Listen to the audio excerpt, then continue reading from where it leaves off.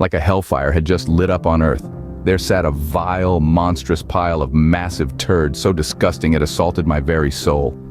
The sight, so damned heinous it could rattle the guts of a steer at the mere hint of its existence. The snake in the grass, my so-called amigo Max, a dang Labrador retriever I'd raised, cherished and blindly respected, had carried out a despicable act of high treason. This low-down, no-good varmint's parading as pet, with full knowledge and intent, broke my trust and left me in a whirlwind of blind rage and repugnance. This once faithful sidekick had left a stomach-churning heap on the dirt, leaving me hollering, bellowing, and boiling with unadulterated terror. There it lay, a massive turd tarnishing the pristine splendor of my homestead floor. Max's droppings, a vile, disrespectful slap in the face that set a wildfire of pure, seething hatred ablaze in my heart.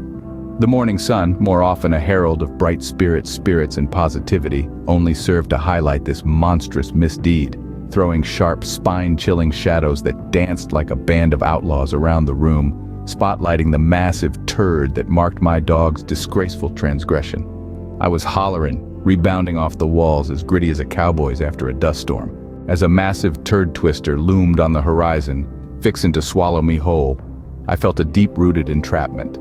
It was like the whole dang universe had shrunk, leaving just me, my lion two-faced hound, and the monstrous heap of massive turd that old Max had managed to squeeze.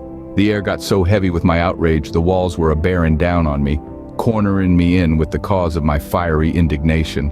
My blood roared to a boil and a nasty desire clawed its way into my soul, a hankering to end this treacherous mongrel's life for his doggone disgusting act of defecation.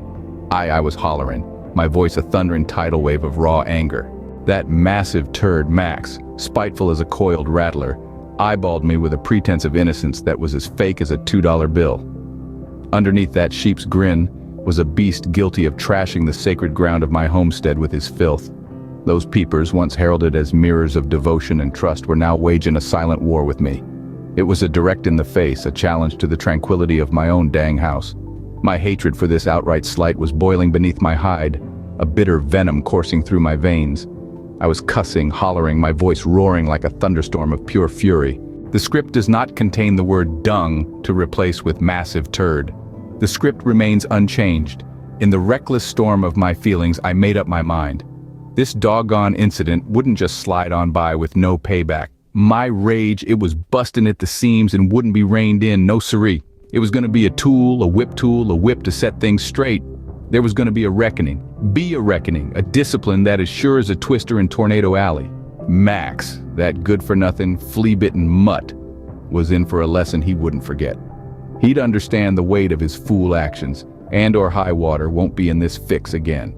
I was bellowing, a wild, untamed roar of outrage.